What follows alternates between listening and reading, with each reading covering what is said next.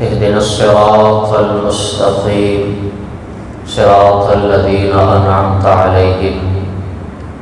وقال في مقام آخر يا أيها الذين آمنوا اتقوا الله وكونوا مع الصادقين. وقال في مقام آخر ألا إن أولياء الله لا خوف عليهم ولا هم يحزنون. صدق الله العظيم وصدق رسوله النبي الكريم الأمين ونحن على ذلك لمن الشاهدين الشاكرين والحمد لله رب العالمين. إن الله وملائكته يصلون على النبي يا أيها الذين آمنوا صلوا عليه وسلموا تسليما. اللهم صل على سيدنا ومولانا محمد وعلى آله وأصحابه وبارك وسلم صلاة وسلاما عليك يا سيدي يا سيدي یا مکی یا مدنی یا عربی یا فرشی یا مطلبی یا رسول اللہ. تمام حضرات مل کر جھوم جھوم کر درود السلام پڑھیے. الصلاۃ والسلام علیک یا رسول اللہ، الصلاۃ والسلام علیک یا حبیب اللہ، الصلاۃ والسلام علیک یا نبی اللہ وعلی آلک واصحابک یا نور اللہ. یا نبی نسخہ تسخیر کو میں جان گیا. یا نبی نسخہ تسخیر کو میں جان گیا، اس کو سب مان گئے آپ کو جو مان گیا. شعر سمجھیں گے سرور آئے گا، سرور آئے تو سبحان اللہ بھی کہیے گا. یا نبی نسخہ تسخیر کو میں جان گیا، اس کو سب مان گئے آپ کو جو مان گیا. جیسے برسوں سے ملاقات رہی ہو ان سے، قبر میں دیکھتے ہی میں انہیں پہچان گیا. جیسے برسوں سے ملاقات رہی ہو ان سے، قبر میں دیکھتے ہی میں انہیں پہچان گیا. غیب کا جاننے والا انہیں جب میں نے کہا، غیب کا جاننے والا انہیں جب میں نے کہا، بات ایمان کی تھی کفر برا مان گیا. غیب کا جاننے والا انہیں جب میں نے کہا، بات ایمان کی تھی کفر برا مان گیا. حمد و صلوات کے بعد نہایت ہی معزز محترم قابل صد احترام و احتشام بزرگوں، نوجوان دوستوں، عزیز بچوں، اللہ جل وعلا ہمارا مسجد میں آنا، مل بیٹھنا اپنی بارگاہ میں قبول و منظور فرمائے. جیسا کہ آپ تمام حضرات اس بات سے بخوبی واقف ہیں کہ میری گفتگو کا عنوان آپ کے فلیکس پر عیاں تھا. وہاں لکھا ہوا ہے یہ محفل ذکر اولیاء ہے. وہیں سے آپ اندازہ لگا کے ہوں گے کہ ہم نے کس موضوع پر گفتگو کرنی ہے. کچھ اولیاء کی بات کرنی ہے، اور خصوص بالخصوص جو میری گفتگو کا موضوع ہے تمہیدی کلمات کے بعد، وہ حضرت داتا گنج بخش علی حجویری رحمۃ اللہ تعالیٰ علیہ اور امام اہل سنت، امام عشق و محبت، پروانہ شمع رسالت حضرت شاہ امام محمد رضا خان علیہ رحمۃ الرحمن، آپ کی مبارک ذات میری گفتگو کا موضوع ہے. اللہ ہم سب کو ان کی غلامی میں ان کی تعلیمات پر زندگی بسر کرنا نصیب فرمائے.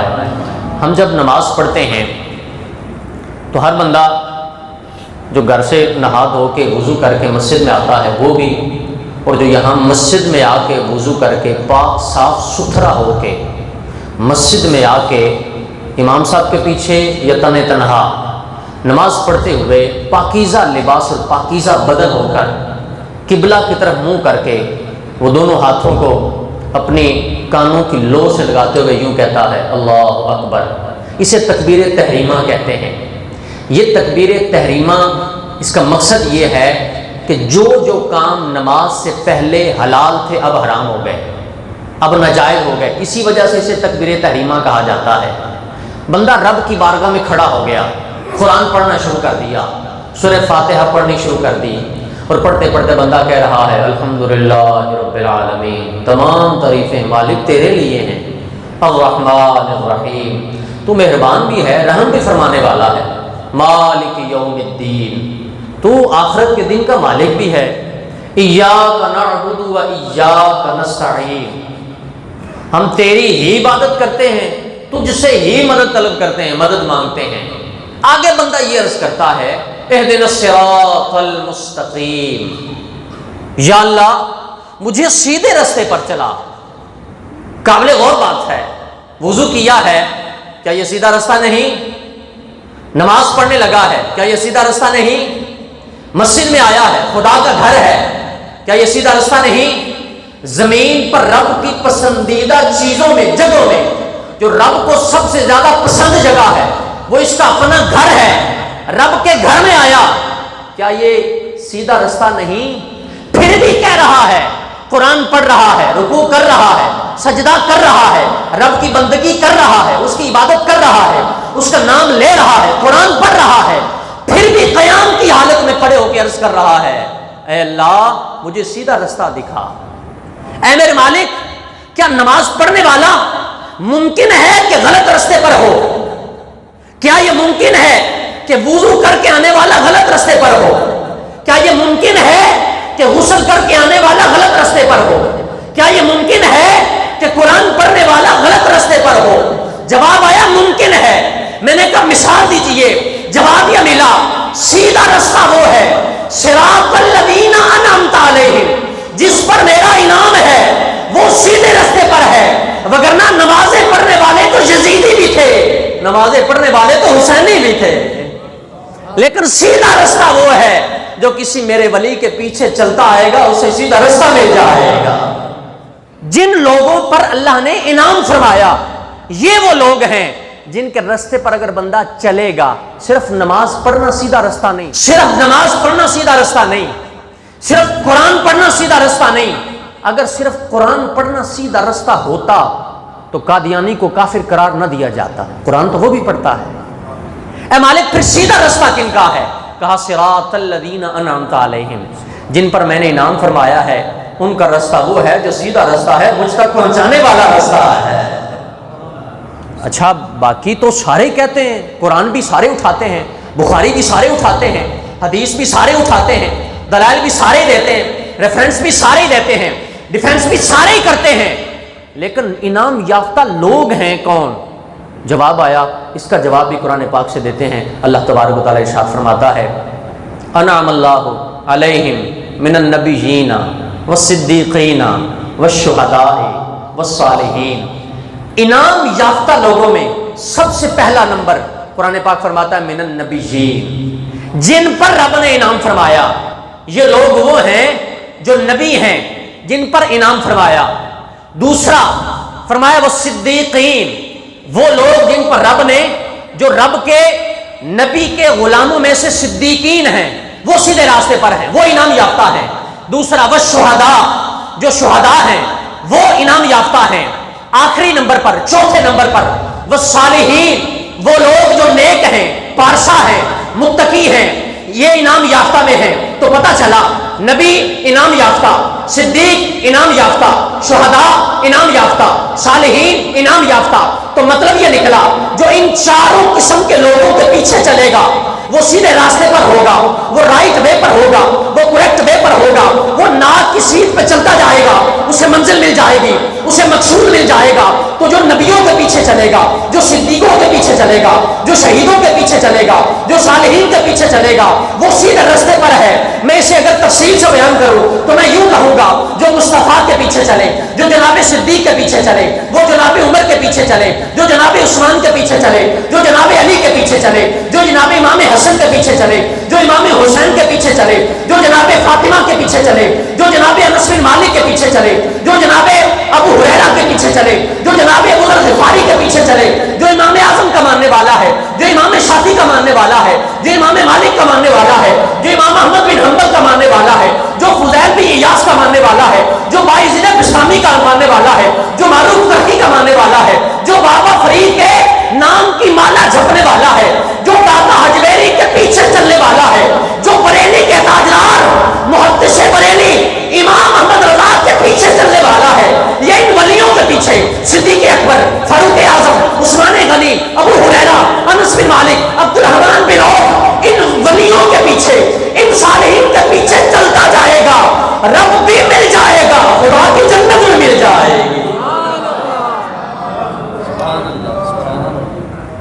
میں قرآن سے باہر تو نہیں گیا. کسی ارے گہرے کو دکھانا ہے, ریکارڈنگ ہو رہی ہے, جا کے دکھا لیجئے گا. پورا قرآن پاک ہی تو پڑھا ہے. جو صالحین ہیں, کچھ لوگ یہ کہتے ہیں وہ بڑے نیک بندے تھے, داتا صاحب بڑے نیک بندے تھے, لیکن یہ درباروں پہ آج کیا ہوتا ہے. میں نے کہا ہم پوری ذمہ داری سے کہتے ہیں, درباروں میں جو خلاف شرع کام ہوتا ہے, نہ یہ دربار والے کا قصور ہے, نہ بابا فرید کا قصور ہے, نہ علماء کا قصور ہے, یہ عوام جاری ہے, عوام کا قصور ہے. اس کا مطلب یہ تو نہیں کہ دربار پہ جانا جائز نہیں ہے, یا دربار پہ جانے سے بندہ مشرک ہو جائے گا. یہ دربار والے تو وہ ہیں جو ان کے در پہ آ جاتا ہے اس کی بگڑی بنا دیا کرتے ہیں. تو ان کے پیچھے جو چلنے والا ہے وہ سیدھے رستے پر ہے. ایک اور قابل غور بات, رب نے ان کے پیچھے کیوں چلایا, کیوں فرمایا ان کا رستہ سیدھا رستہ ہے. جو ان کی بات مانے گا وہ سیدھے رستے پر ہوگا, جو ان کے پیچھے چلے گا وہ سیدھے رستے پر ہوگا, جو انہیں اپنا مقتدا مانے گا وہ سیدھے رستے پر ہوگا, جو انہیں اپنا رہنما مانے گا وہ سیدھے رستے پر ہوگا. جواب آیا, ماجرا یہ ہے, کائنات میں کچھ بندے ایسے ہیں, کچھ میرے ولی ایسے ہیں, کچھ میرے منتخب بندے ایسے ہیں, کچھ جو چنے ہوئے بندے ایسے ہیں. ان کی شان یہ ہے وہ اپنی مرضی نہیں چلاتے, وہ اپنی خواہش نہیں چلاتے, وہ اپنی رضا نہیں چلاتے. وہ سوتے ہیں تو مجھ رب کی مرضی پر, وہ جاگتے ہیں تو مجھ رب کی مرضی کے مطابق, وہ کھاتے ہیں تو میری مرضی کے مطابق, جو پیتے ہیں تو میری مرضی کے مطابق, وہ کسی سے بات کرتے ہیں تو میری چاہت کے مطابق. جب وہ زندگی کا لمحہ لمحہ میری محبت میں, میری چاہت میں, میری مرضی میں, میرے پیار میں جب وہ گزارا کرتے ہیں, کچھ عرصہ میں کہتا ہوں وہ مانتے جاتے ہیں, بعد میں ساری زندگی قیامت تک وہ کہتے رہتے ہیں میں خالق کائنات مانتا رہتا ہوں. پہلے وہ میں انہیں کہتا ہوں وہ میری مان لیتے ہیں, اس کے بعد وہ کہتے ہیں میں ان کی مان لیتا ہوں. اور یہ سسٹم بھی ہے, یہ صرف قانون قدرت نہیں ہے. پہلے ماننی پڑتی ہے پھر منوانی پڑتی ہے. رب نے بھی ایسے ہی فرمایا, میرے بندے وہ ہیں. ایسے تو نہیں غوث اعظم اتنا بڑا مرتبہ حاصل کرنے والے بن گئے, ایسے تو نہیں داتا الحجویری کا مزار آج بھی 900 سال سے زیادہ عرصہ گزرنے کے باوجود اور قیامت تک ان کا فیضان جاری ساری رہے گا. وجہ کیا ہے؟ وجہ یہ ہے کہ پہلے یہ خدا کی مانتے ہیں, بعد میں خدا ان کی مان لیا کرتا ہے. میں اگر آپ کو ایک دو مثالیں دوں تو آپ کو بات سمجھنا سننا آسان ہو جائے گی. ایک اللہ کے ولی بیٹھے تھے, تشریف فرما تھے, جانج بھول گئی, برات نہیں تھی, برات بھول جاوے تو پھر بہت مسئلہ بن جاتا ہے. وہ بھول گئی, گھومتے گھماتے اللہ کے ولی بیٹھے تھے, اللہ کی ذر میں لگا رہے تھے, ان کے پاس آئے, حضرت جی کام ہے. فرمایا حکم کیجئے, کیا کام ہے؟ جی ہم نے احمد آباد جانا ہے.